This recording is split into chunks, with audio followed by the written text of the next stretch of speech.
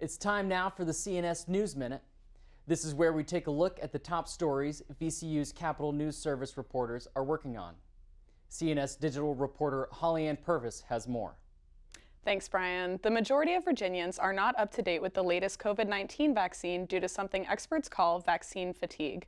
Health officials are concerned about this due to the looming triple threat of the flu, COVID-19, and RSV.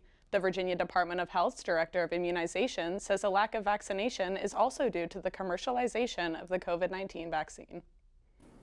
You have a lot more moving pieces when the U.S. government isn't controlling the entire processes. Gray says that can cause confusion about insurance and affect distribution. Experts say accessibility can be another factor when considering a decreased uptake of vaccines. More information can be found on the Virginia Department of Health website. Popular rentals like Airbnb and Vrbo are facing regulations across the nation. Several Virginia municipalities, including Louisa, Richmond, Hampton, and Danville, have recently drafted or passed ordinances to regulate short-term rentals. The regulations were put in place to reduce disturbances for residents, including parking, trash, noise, and septic tank overuse.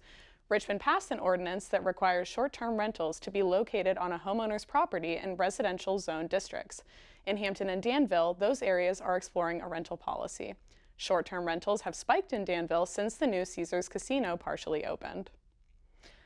This October is Virginia's 35th annual Wine Month, a time to celebrate the industry's continued growth. There are over 300 wineries and more than a dozen wine trails in the state, bringing in millions of tourists.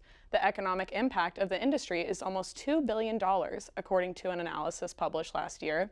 And in Scott's edition, the Blackheath Meadery and Buskey Cider have won gold medals for their mead and cider. Reporting for VCU's Capitol News Service, I'm Holly-Ann Purvis.